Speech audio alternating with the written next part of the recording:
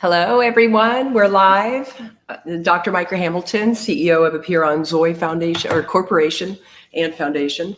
And I'm here today to do a continuation of the short discussion that Kyle Kingsbury and I had a few days ago. So welcome, Kyle. I'm so grateful that you going to come on live and give people opportunity to ask questions. Kyle, do we say that you retired from being a professional in the MMA, or do we say former? Well, either way, I mean, I did officially retire in 2014. So coming up on 6 years this summer. Feels kind of weird thinking about it that way, but yeah. That is some time, isn't it? And tell me about Onnit. So you were director of human optimization at Onnit, and I know that you guided a lot of their programs and also weighed in on supplementation and other things, all human performance, right? And so still associated? Yeah. I'm still working very closely with Aubrey. Worked with Onnit for 3 years, designing supplements, and really was the lead man, kind of being the guinea pig, testing different things out, seeing what worked, what didn't, what unique combinations we could come up with. And it was a good run, but I'm focused more on people now. So I had the opportunity to learn quite a bit through different performers and optimizers like yourself. And the podcast has taken me in those directions. And now I get to share a lot of what I've learned. Well, and I'm so excited to talk more about that because you clearly have a demonstrated history of human performance, right? Honing the physicality. I mean, you had to be aware of every single thing that was going on in your system at all times, right? And then working with what you discovered from the inputs and how they were stacking up in the system and then the outcome that they created. And so I would love for you to, if you would just, give us a window into what that life must have been like in such a focused and disciplined manner. Well, how far back do you want me to go? Because I know we want to talk a bit about overcoming depression and things like that. I can definitely just jump into the sports arena and talk sports. How about you just do, the dedication that it took to create you into the fighter you became? Yeah, really. Fighting, I realized very quickly that I didn't have the skill set and the talent that a lot of guys came into fighting with. I didn't have a college wrestling or Olympic level wrestling background. And so, how I spent my off time really mattered. And I started diving into as many different books as I could, from diet, nutrition to mobility, ice and ice baths and sauna, and really just trying to see like what would help me recover fastest, what would allow me to flow better, what would allow me to really get out of my mind and into a state of flow in the fight. And of course, when you look at those aspects, we have, things that optimize the body, things that optimize the mental, emotional, and really just trying to employ those systems in the fight because, like Mike Tyson says, anybody can have a plan until they get punched in the face. And so it really was the greatest test that I could put myself in. I can't imagine a better test outside of, true combat and war. But, I got to play that game without playing the life and death version of it. And it still had high stakes. And certainly, when you think about long-term lasting impact from the sport, and there's quite a bit of that in mixed martial arts. I feel very fortunate to have come out, relatively unscathed and with the knowledge base that I have. So you take all those years of discipline and focus, and you mentioned that you absolutely hone the mind as well, right? You have to, I think, in anything that is so demanding. So if we go, what about the heart, right? How did your training and all of the focus on the physicality and the driving to win, right? I assume that's what most fighters want to do. How did that impact your heart, your relationships, your interior landscape? Yeah, it's really hard. Fighting is one of the, I guess all sports have this to some degree, but fighting in particular, especially because of the mental, emotional weight that it carries being out there alone. It's a very selfish sport. You really need teammates that are in it for you, your partner included, and it takes so much time between just the training alone, 2 to 3 times a day, the research and the body care that you're doing in between. I mean, you're working 16-hour days basically, and there's not a lot left in the tank for the people you love. And that can be really hard and really challenging. I think for me, my focus on fighting took away from my ability to love and be there for my family and my friends. And I don't know that that's universal. I know a lot of people that have amazing families that are still in the sport. But for me in particular, with the amount that I was doing and learning and trying to gravitate towards, it was very hard for me to kind of juggle all the things that we have that are important in life, like family and my partner. And really that didn't start to shift until I was introduced to plant medicines from a boxing coach. He would take me out to the Native American reservation to do traditional sweat lodges. And it's something we would do before and after every fight camp. So at the beginning, before the fight camp started, we would do that to kind of meditate and hone in on what we wanted to accomplish. And then at the end, it would be more from a healing and letting go standpoint. Let's think about what we did in the fight. Let's let go of the negative and move on so we can start fresh for the next one. And after some time, I had asked him, hey, when are we going to use La Medicina? And he just started laughing, and because he would tell me about these traditional practices with plants and entheogenic substances, and I was interested. And he really, grabbed me by the wrist and gave me an apprenticeship.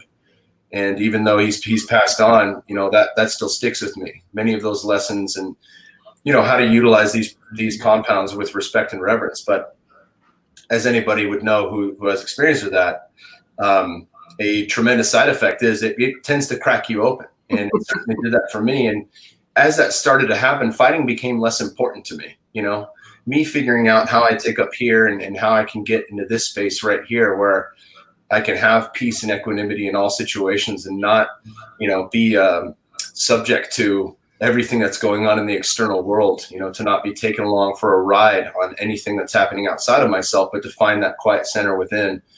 That was really given to me from some of these different plants and chemical compounds that really have expanded my awareness and allowed me to become the person that I am today. Well, what I love about it is that you used it in a ritualistic way to really kind of fine tune and hone into the expertise that you were already in so many areas so masterful in. And to use, I have to say, this is the first that I've heard this part of your story, and to recognize the way that was used sacredly in something to prepare you to fight is so fascinating to me. I love that was paired, and then that was in part what transitioned you out of the desire to fight. I would love for you to talk a little bit about kind of maybe what drove you to fight, like what was the impetus and inclination, and then if you would jump forward into the first time that you started to realize that you no longer wanted to participate in the same mastery that you had been participating in. Right. So let's see. I mean, I had fought a lot when I was a kid. The Bay Area was kind of, I guess in some parts it's still pretty rough.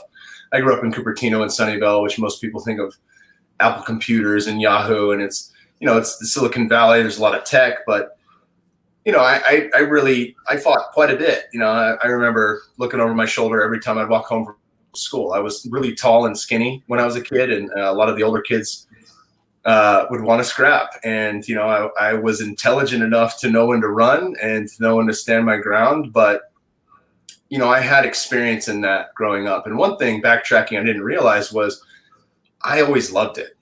And I was always afraid, but the second I was in the fight, I loved it because it quieted everything. So, read a book like Stealing Fire years later, and I'm like, oh, that's the thing that I was addicted to. I was addicted to that flow state where nothing else mattered. And so, I had played football since I was 10 years old. It was my absolute love growing up. Finished playing at Arizona State and had become really depressed. I was on quite a few pharmaceuticals, that weren't doing the job. I think they were doing good patchwork, but not really relieving me of any of the root causes of stuff that I was facing. So Xanax, Vicodin, Valium, pretty much anything. The doctor would give me whatever I wanted. And I would kind of go on this roller coaster of emotion. And, I got to my senior year. When I finished playing football, I realized I wasn't going to turn pro, and life just hit me. I realized I did not want to sit in a desk job. I did not want to be in sales or do what my parents did, living on 100% commissions and seeing this, 1 month you're rich, the next month you're dirt poor, and seeing how much stress that caused them, that was not going to be my future. And so really seeing this shitty degree that I was working my way towards just to stay eligible for football, there was no light at the end of the tunnel there. I didn't want to finish school. I didn't want to go to work. And the thing I was missing was this camaraderie. It was to have a team. It was to be an athlete. It was to do something that challenged myself physically and engaged me upstairs just as much as it did in my body. And so, it really was pretty brutal time in my life. And I attempted suicide, and I spent like 7 days in a hospital. And when I came out clean, I realized right then I don't want to have any medications. And they were trying to wean me off. And I said, I don't want any. I want to be done with it. And that was the first time I really started to give myself space to see what was going on. And maybe 6 months after that, I started training in mixed martial arts, not with the intention of becoming a fighter. There's a big difference between defending yourself on the street and fighting another professional who's trained just to take your head off. But, because of my size and athleticism, and only a few months into it, the guy who was running the gym was like, hey, I have a small promotion here in Arizona called Rage in the Cage. You're big, you're handsome. Why don't you get in there and get your feet wet? And if you win, you can keep going. If you don't, you could say you did it. You could say you at least had one pro fight. I was like, that's a pretty good sales pitch. I think I'll do it.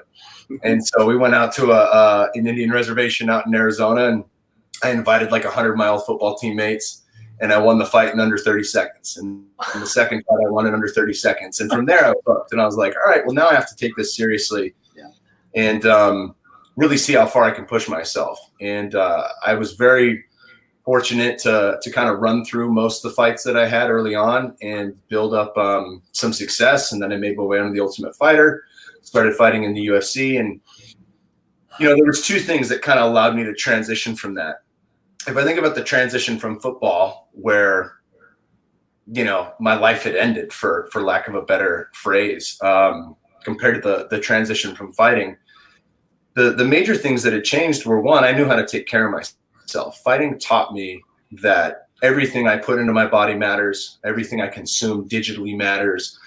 Everything that I take in from my external environment, from sunshine to cold and hot, all of that affects how I feel inside and how I operate. And so I had those skills. My toolbox was starting to expand. And thanks to this boxing coach, Wheatsy, I had now had some serious eye-opening things and heart-opening things that really started me down a path of looking at things differently and seeing what actually matters in life. Mm-hmm. And, when I first got into fighting, I wanted to just rip someone's fucking head off. There's a quote in Fight Club when I think Edward Norton beats the crap out of Jared Leto, and Brad Pitt looks at him and he's like, what the hell's wrong with you, man? And he said, I wanted to destroy something beautiful. That's it. I mean, that's all I wanted to do, was just hurt people. And over time that shifted to, I just want to be the best version of myself I can be. Mm-hmm. And then over time that shifted again to, I want to be the best version of myself I can be, and I don't need to fight to do that. Right. And so the plant medicines and or entheogens, and I know there's lots of different terms for that, psychedelic compounds really allowed me to see with a greater awareness that I don't need this ultimate test to push myself, that I can just inch my way forward in the right direction. And as long as I'm continuing to learn and practice what I'm learning, then I'm actually going to embody that knowledge and turn it into wisdom. And that's the path that I've been on. And that's what led me to Onnit as Director of Human Optimization. And that's what's leading me now in my own podcast and continuing the conversation with people like yourself. Well, I love that you've moved from maybe wisdom fighter to wisdom teacher. I when you were talking about the football and then the dive into depression and the suicidality, it made me wonder, did you have a knowing at that time that you were dealing with the energy of loss of dream? Right. So all of your dream focused on that. It didn't happen. And now what? Now is it I have no dream. I'm a failure. I'm not a good creator. I mean, what was tied to the dive into the depression? There was honestly, there was a lot. I mean, let's see here. There was a lot of stuff from childhood that I hadn't dealt with that I used alcohol to numb with. Mm-hmm. There was the dream death for sure. It's the only thing I knew and the only thing I cared about since I was 10, and my dream was to play in the NFL. There was the neurochemical cocktails of partying. We were at ASU and I was doing coke on the weekends and then going to sleep with Xanax. So this roller coaster ride up and down, physically up from the stimulants and then calming myself down with the benzos and you read a book like Why We Sleep by Matthew Walker and you're like, oh, okay, I went without sleep chronically thanks to my numbing habits for probably the better part of 2 or 3 years. Right. And that takes its toll neurochemically, and then you add in the life situations from the end of football and not seeing any light at the end of the tunnel. If you talk to people who go through any serious bout of depression, there's no light at the end of the tunnel. Right. The fear is that it won't end. The fear is that there's no hope left to lift them out of that situation. There's no, as Boyd Vardy talks about in his fabulous book, The Lion Tracker's Guide to Life, mm-hmm. when you're tracking an animal, sometimes you lose the track. And you have to trust that you're going to find that next track. But when you're depressed, you lose the track. There is no fucking next track in sight. It's gone. And so without a track in sight of what I wanted to do and really without having any awareness of what made me tick, it was hard. Plus, again, and I think a lot of people can get into this on a micro level of depression, and a micro level of avoidance. And it doesn't have to be drugs and alcohol. It could be through TV shows and Netflix binging and social media and any of these other distractions we use. But if you don't give your space to get clear, you're not going to find that. The intuition cord is severed. And so my space was in what my mom calls the loony bin. It was in a mental hospital for 7 days where I said, I don't want anything. And from there, I at least knew this is something I love. I love training with other people. I don't like feeling like a rat on the wheel on a treadmill. I need to be with some kind of team. And for me, that just meant, let me just try training in mixed martial arts because I'll have a team there and I don't have to fight, but I can train with the team. Mm-hmm. And that's a physical outlet for me. I know that's something I've always been passionate about is, hitting stuff as opposed to just lifting weights. And so it gave me that. And very quickly I could feel that trajectory start to change upward and shift my mental emotional state. Obviously, it helped quite a bit ditching the chemical cocktails and starting to sleep because anytime that I would party or do things to revert back to the old ways, it would hold serious consequences on my cardio and my recovery. So there was checks and balances in place for me to actually treat myself well. So your loss of dream was actually a catalyst for the discovery of a new dream, right? Which then took you out of that place, gave you something to lock onto, right? A new signal, took a part of what you love to do, and then focused all of your energy into that, right? So you had this new experience and plant medicines opened you to your next new experience, which you're currently on. What I watch in the trauma world is a bit of disempowerment. I watch people judging that those who get into this place where they don't have any hope and they choose to take their life, judging it as, man, I don't get how you could even do that, right? They have no idea because they haven't been there. And I think that we have an opportunity to change the conversation about trauma.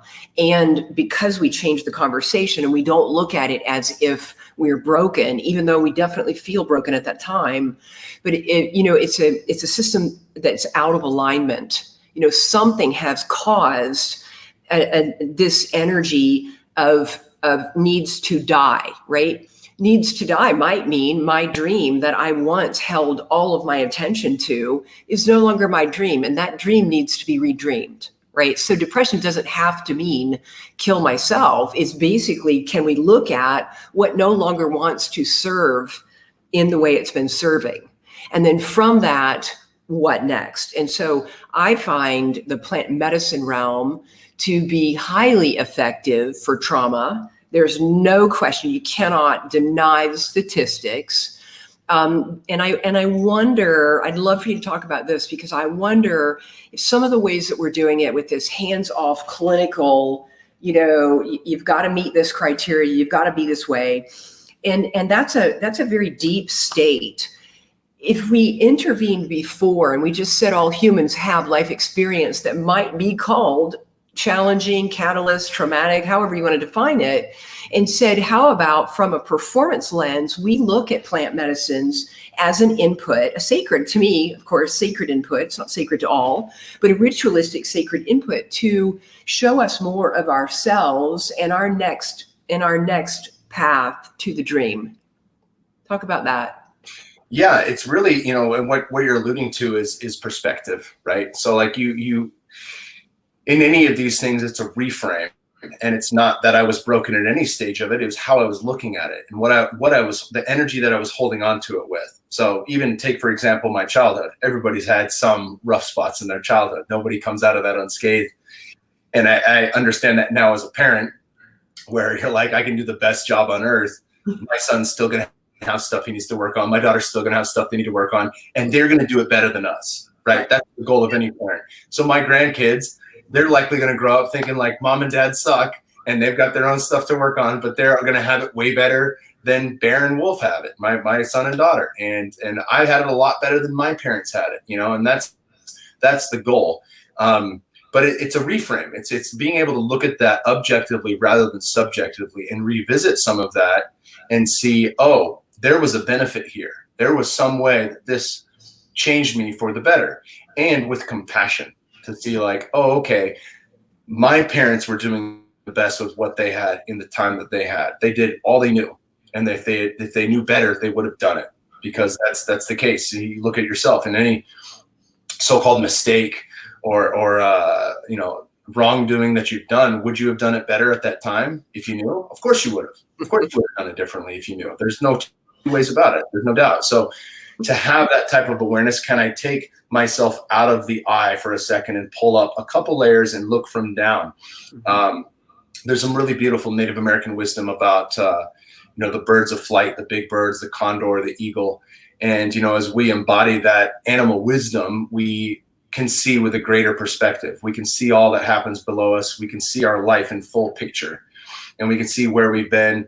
And, one of the beautiful things that my brother Aubrey Marcus shares is that when we can see and look back upon our life at all the challenges and see what that's done for us going forward, how they were catalysts for growth, that gives us the awareness that we can use hindsight as foresight. So now when we're in a challenge, and everyone on fucking earth is in a challenge right now, sure, we can remember that. We can remember in every challenge and circumstance we've gone through. And there's never been something like this we faced before, but in all of them, if we're still here, we all came out better because of it.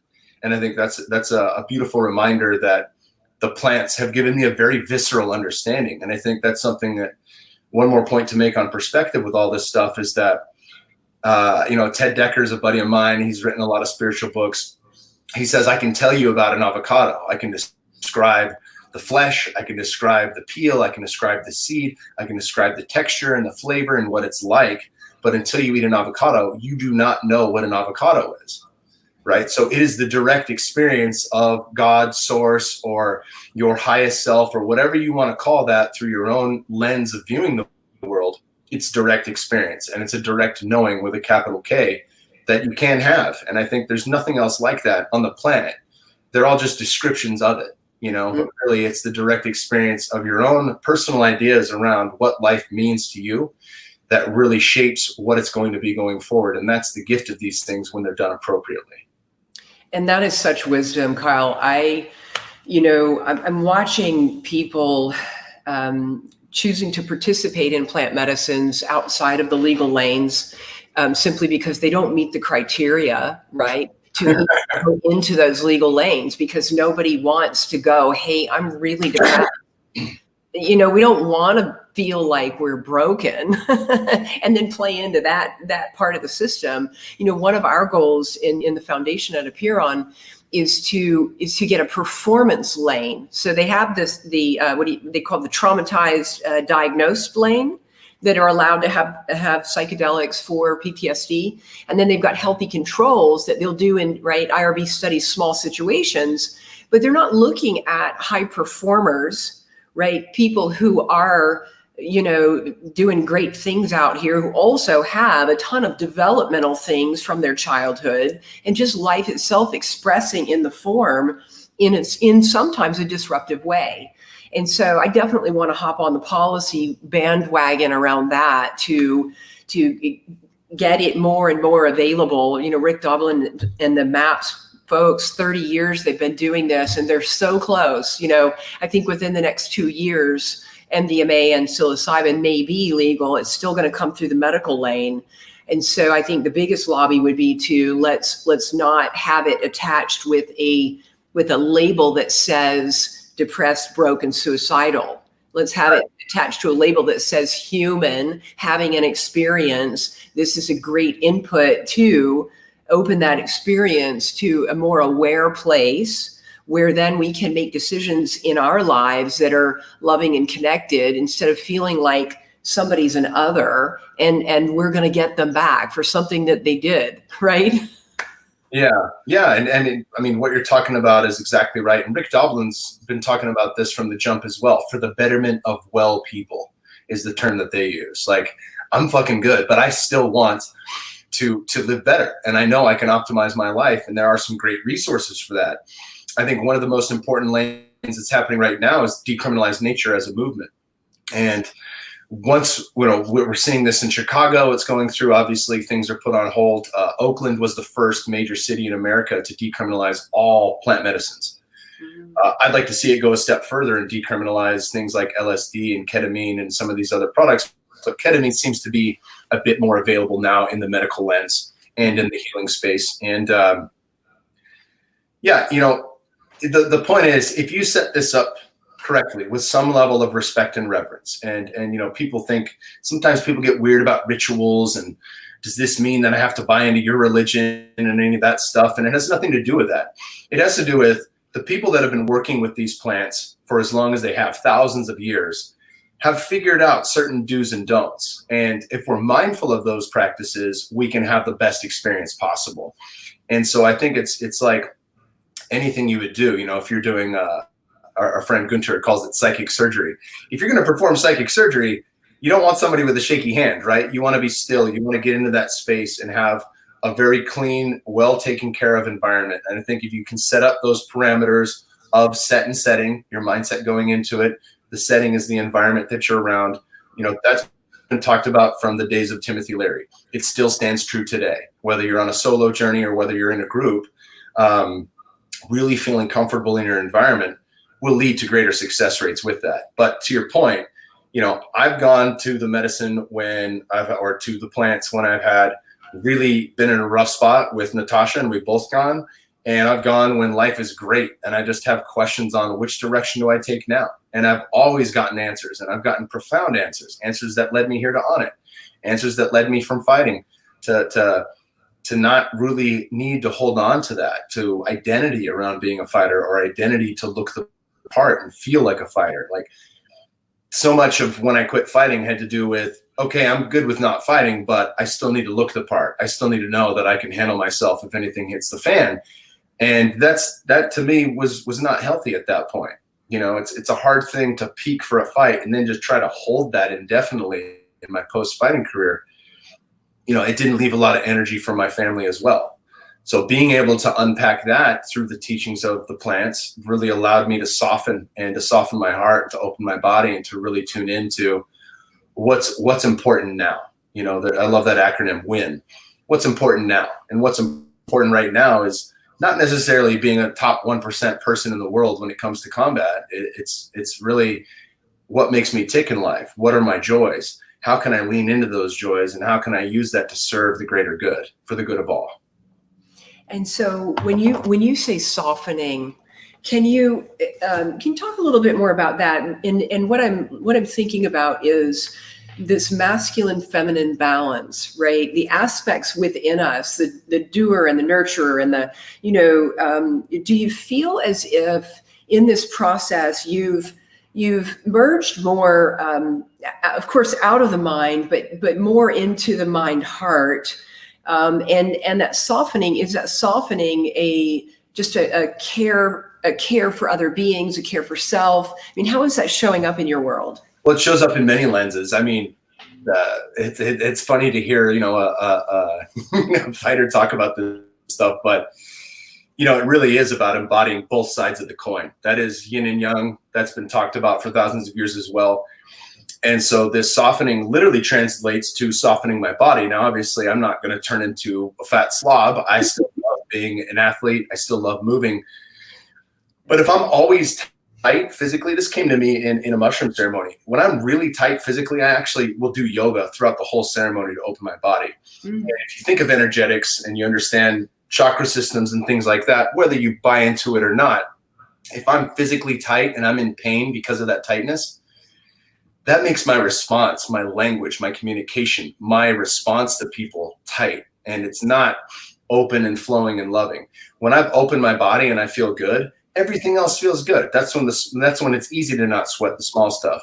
So that was a very visceral lesson on how my body is tied to my mind, from a mushroom ceremony. But past that, going further, there was a period of time where I felt like emotionally constipated. Like I would go to like a movie that was sad and gripping and I couldn't cry. Mm-hmm. I would feel it well up and like nothing would come out. And I'm like, something's wrong here. Yeah. And MDMA really broke me out of that. MDMA is a heart opener, and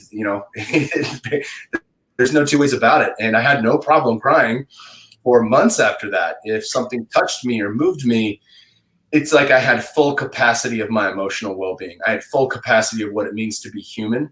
And it doesn't matter if you're a man or a woman, there is a full capacity of what that looks like. And this has also been talked about, from, these archetypes like the hermaphrodite. If you look at the tarot cards, it's not that I want to have both sex organs, but internally, can I be aware that there are two sides of this coin and that I'm a better person if I embody some of both? That it's not, and even in the masculine, if I employ certain skills that are masculine, like loyalty and being a good father, that also requires listening. That requires patience. That requires a lot of the feminine aspects to be the best version of myself, to be the best father I can be. And in communication with my wife, if it's a my way or the highway deal, an unconscious masculine, that doesn't go well. But if I'm even just in the divine masculine or the conscious masculine, that's still not the complete picture of wholeness that I'm shooting for.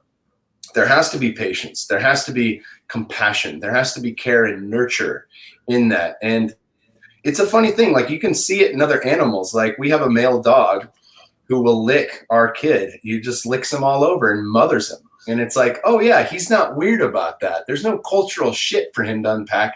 He just knows this is a baby and I'm going to give him a bath. And our babies love it. They absolutely love it. They're like, oh, Papa's going to give you kisses. And he'll just lick them for like 10 minutes. So how many of us had dads that didn't hold us? I mean, I'm one of the very few that had wrestle time. I would bury myself in my dad's armpit for naps. Like, he always held me. And that's something that I really love and appreciate. My wife didn't have that from her mom or her dad, and thankfully one of her love languages is touch, and we give that to our kids. And it's not, there's no awkwardness around that. But so many people have an awkwardness around touch, around holding hands with somebody. You look in other cultures, men hold hands with men. They're not gay. Right. They're not, they're not family members. Sometimes they are family members, but sometimes just their friends. They'll hold hands walking down the street, and it's like, let me show you I love you. I want to touch you and hold you right now, or like a long embrace. You give people long hugs at Burning Man, but you give people a long hug on the street, and they're going to be like, hey, this is all right. Here we go. Pat, pat, pat. The hug's over. And it's like, well, why does it have to be so quick? Can we hold each other? Can we feel each other? Can we be close to one another? And I think some of those downloads that come through that femininity are really important, and they're really important right now. If you look at what's going on in the world, there's a fuck ton of unconscious masculinity. Mm-hmm. And it's not, you can point fingers all day long and say, it's because of the patriarchy and it's because of this and it's because of that. And it's like, well, what's needed? Right. We can point fingers at everything, or we can say, what do we do right now? What's important now? And what's important now is the softening. What's important now is that we care for each other and we care for the planet, and we do it in a way that is inclusive of others.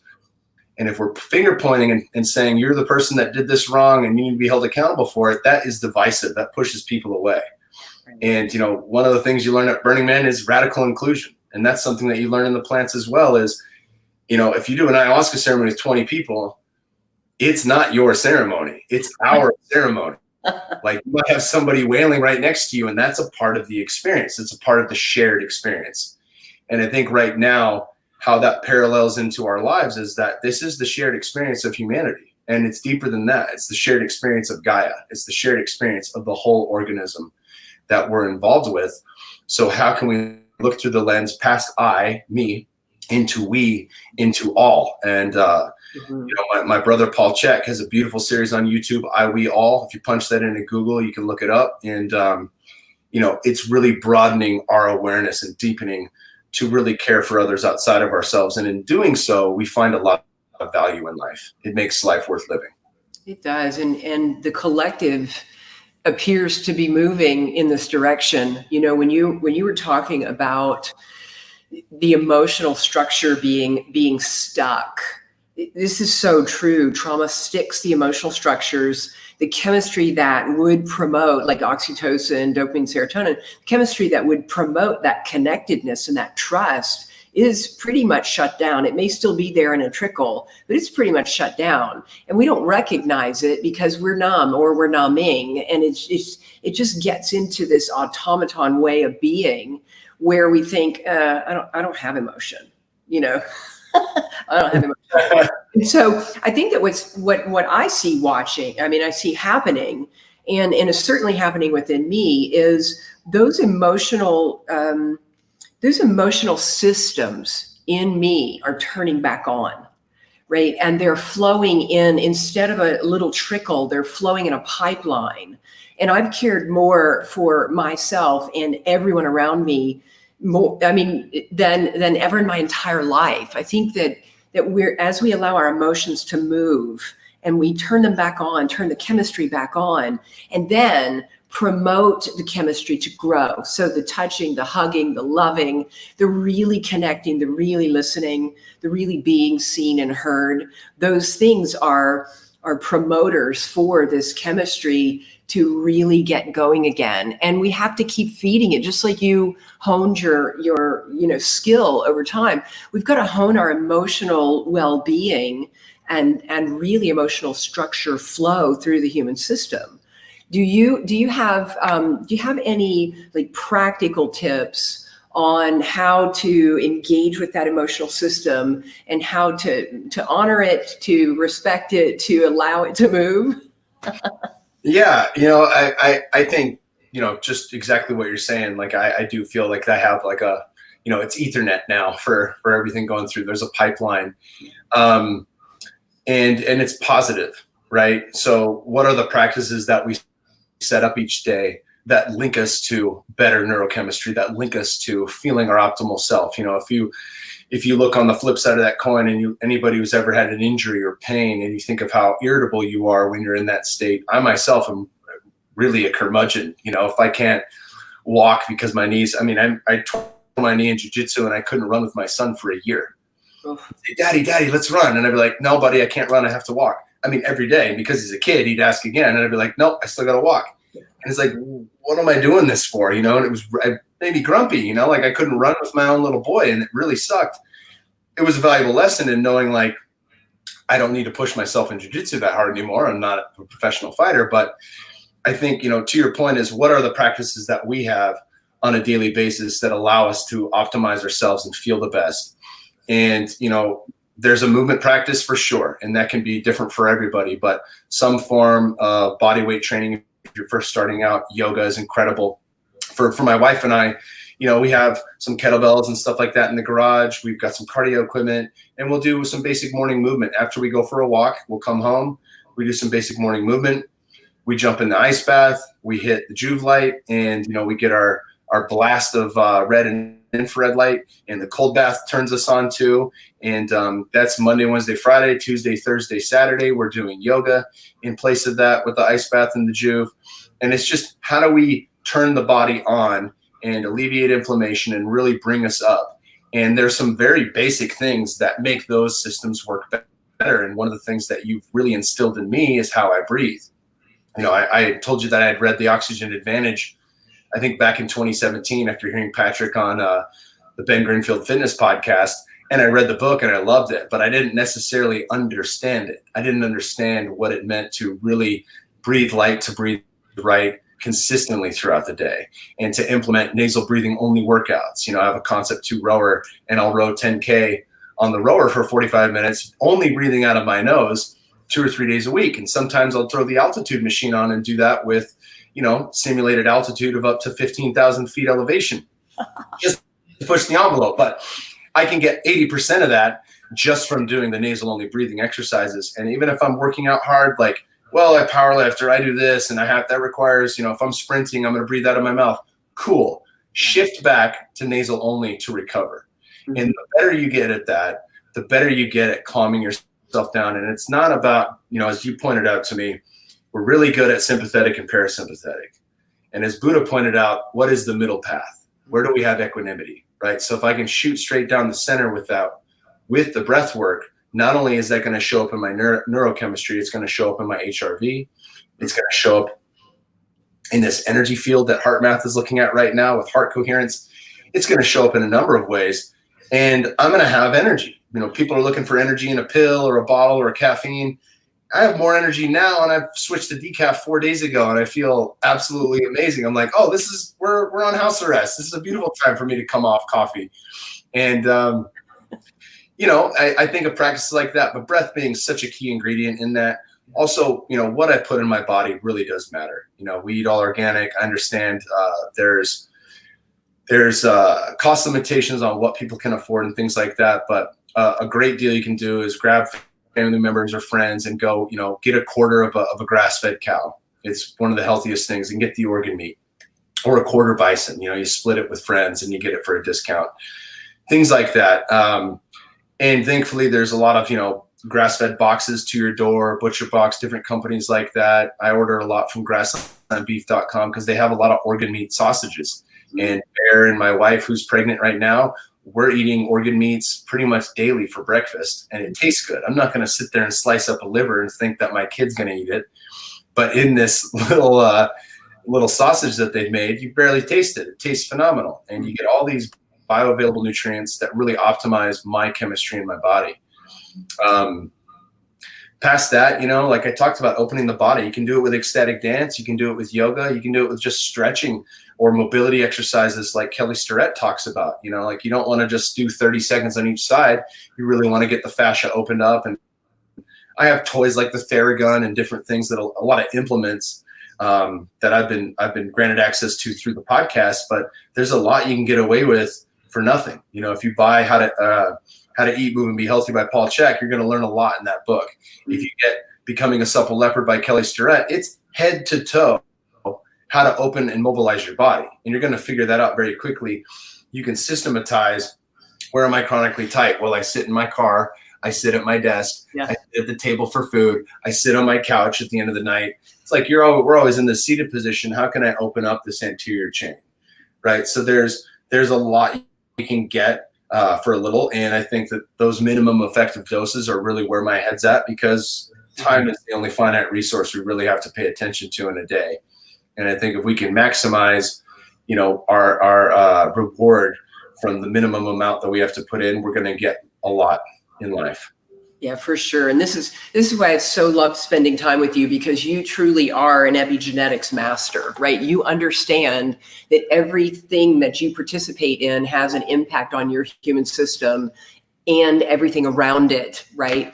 And so the what you laid out earlier was beautiful about the I, we, and then it looks like we froze. Just you. There. Okay, I just froze. There. Like a wax Barbie. But everything matters. And as we recognize this and we just go, what am I doing? How is my life serving me? How do I feel? How do I move? And we have this great opportunity now to create new habits, really, and maybe break all the habits, right? Break them all, bump them up, and and then maybe not have any for a little while, and then drop into what is my ideal rhythm, and how would I like to now design my life on purpose because I can. And I think that's probably potentially where we're all going, designing our lives on purpose with purpose. And so I'm so grateful that you took time to come and chat with me today. I have to see, it looks like there are, let's see what have felt more loved and connected during this time of separation. Jackie wrote, yeah, that's, I love that. So we can take questions if anybody has any, and if not, let me put, Kyle, I'm going to put your email up here so that everybody can find you and continue to benefit from your wisdom. I love watching transformation, and I have to say, I judged fighters because they felt very violent to me. I grew up in a violent way, and so I couldn't watch anything like that.